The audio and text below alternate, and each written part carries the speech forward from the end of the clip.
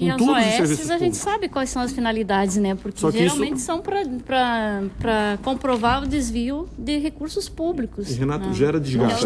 Fazer a mudança, fazer a reforma gera desgaste. É mais fácil credenciar uma clínica. Bom. Mas eu acho assim, ó, Renato, quando tu falas, o que o prefeito vai fazer, tem algumas situações emergenciais que eu defendo que tem que ser atendidas. E acho que a Constituição contempla essas situações emergenciais. O que não se pode é adotar como postura de governo e de gestão uma política contrária à Constituição da República, que se eternize no tempo e que vire a regra do jogo, e não a exceção. Ela se torne permanente, doutora, uma outra verdade. Aí a questão também é a do jeitinho do brasileiro, né? Da classe política, da sociedade, de todos nós em geral. Há, sim, um claro descumprimento da lei. E aí tem que vir um magistrado, seja o magistrado administrativo, diga-se Tribunal de Contas, diga o magistrado, né, revestido da toga, né, aquele que diz o direito, né, em todas as justiças especializadas que nós temos, com a sua caneta pesada, aplicando multas, sim, proporcionais, razoáveis, como nós debatemos no bloco anterior, mas que sejam eficazes e efetivas. Porque esse é o processo dialético, é assim que a sociedade caminha e ela vai mudar. Bom, atendendo ao telespectador, o Márcio no centro, quem não está satisfeito tem que pedir as contas e ir embora. Uma minoria prejudica a maioria. Com relação às greves, diz aqui o Márcio. A Irene, no Jardim Atlântico, Florianópolis. Uso a linha Bairro de Fátima. Levo mais tempo para pegar o ônibus do que o tempo da trajetória dentro dele. Mas é um abuso a gente ficar sem o serviço. Que reclamem no gabinete do gestor público, mas não descontem na população. Comentei mais ou menos nesta linha hoje na CBN, esse comentário aqui da Irene, porque é o seguinte, aí os trabalhadores do transporte coletivo punem o usuário. Aí eu fui ler a respeito das manifestações e das motivações da paralisação. Eles estavam contrários a um projeto que foi discutido, ou que estava sendo discutido na Câmara de Vereadores com relação ao modelo de privatização, modelo de concessão. Então vão protestar na Câmara de Vereadores. Não, mas assim, ó, eu acho que a gente tem que colocar uma questão, né, para o telespectador. Vai protestar junto ao vereador na Câmara? Que é a seguinte, ó, não há uma intenção de punir o usuário. Mas a intenção não é punir o usuário.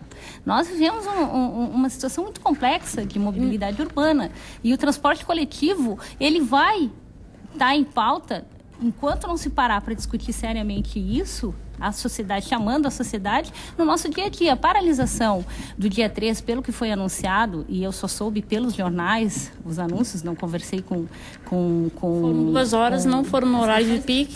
Foi das 10h40 ao meio-dia, foi isso que o Diário Catarinense anunciou, foi das 10h40 ao meio-dia, e ela teve como objetivo, um deles, e foi pontual aí, eu acho, que foi a questão da área azul. Zona Sul, da Zona Azul, que estava sendo discutida na Câmara, seria votado naquela noite, se seria privatizado, se continuaria com o que o ônus tem a ver com Zona Azul? Mas um outro problema também... O que o ônus tem a ver com Zona Azul? Eu acho que é o seguinte... Trabalhadores, eu queria colocar... Assim, ó, tem tudo a ver. Primeiro assim, Mas o transporte coletivo, nós temos que ver o seguinte, primeiro é privado o transporte coletivo. Nós não estamos falando de uma atividade a qual... Primeiro que a prefeitura é apenas um dos componentes nesse jogo. Agora, quem tem quem detém as condições é a iniciativa privada. Sim. Então, é a iniciativa privada dentro de uma atividade que pode ser aquela dentre as quais denominado como possíveis atividades essenciais. E a atividade essencial é aquela que, compreendida pela OIT, que possa pôr em risco a saúde e segurança da população, caso não atendida. Então, a gente tem que ir marcando posição para poder discutir se isso é possível ou não é possível parar. E se essa relação, o problema do judiciário hoje é que eu acho que o judiciário interfere excessivamente nas relações capital e trabalho. Tá? Excessivamente, apesar da emenda constitucional 45, por exemplo, qualquer greve de bancário, tá? Chove interditos proibitórios, numa área que não tem nenhum trato essencial, porque não põe em risco a saúde e segurança da população. Serviço público também mas é onde vem o judiciário e coloca e estabelece multas vultuosas. Tá? Então, tem sindicatos que estão completamente amarrados com o seu patrimônio, porque estão em vias de quebrar. Então, essa linha que o Rodrigo estava adotando, eu acho um absurdo, com todo respeito, de dizer que a mão forte do judiciário é um absurdo, porque fere o quê? Fere o direito de organização dos trabalhadores a partir dos princípios internacionalmente constituídos e construídos na Organização Internacional do Trabalho e a partir dos documentos fundantes. Então, nós temos que ver o seguinte: a atividade, o direito de greve é um direito que deve estar assegurado aos trabalhadores. Claro que há resistência, a população vai dizer, eu fui atingido, é óbvio, mas aí aqueles que de outro segmento têm que entender a solidariedade que tem que ter. Todos os dias, Prudente, aquele cidadão que é atingido todos os dias, porque fica 1h40 esperando seu ônibus. Normal. Então, gente, a discussão é outro viés que tem que permear essa discussão. Né? E quando tu falas o que é que o camarada lá do ônibus tem a ver com o cara da Zona Azul. Se o cara da Zona Azul é um problema dele, toda a sociedade deveria participar dessa discussão da Zona Azul, ser terceirizada ou não. E mais sem fim. Não, e mais uma... Então a gente entra num mas tem um outro, mas tem mais vamos discutir o modelo. Solidariedade, a solidariedade de classe, a solidariedade dos trabalhadores nas vários segmentos, porque eles se articulam. Como fragmenta em categoria, o que acontece? A área azul normalmente são pessoas jovens, muito jovens, né? Sim.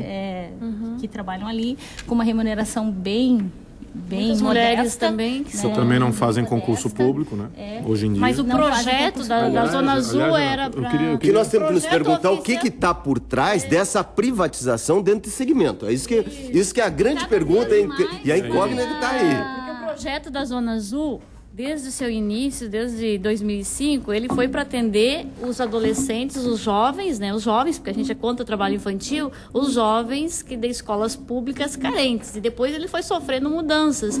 E a gente sabe que por trás da terceirização, da privatização, hoje tem os recursos aí destinados... Mas vai continuar atrelado à FLOG, né? Mas é camuflado ali o projeto. Ainda bem que passou o projeto com as emendas, mas tem uma camuflação ali séria. Mas o outro problema, quando se fala do greve dos transportes e que está relacionado pela questão da luta de classe, dos trabalhadores, da solidariedade de classe, é também um outro problema que já está acontecendo e muito também camuflado, que é a demissão dos cobradores, que tem um projeto que é pacotão na Câmara de Vereadores, né? E com certeza daqui a uns dias a máquina vai estar substituindo os mas cobradores. A roda gira, claro que tem um lado, claro que tem um lado humano. Claro, eles estão no papel deles. Da roda girar não é a roda girar. O sindicato está no papel dele, tem que defender os trabalhadores, é óbvio. Agora, o problema da roda girar é que ela sempre gira para o mesmo lado. Nós temos que parar. Os trabalhadores é que são prejudicados. Qual é o país civilizado que tem...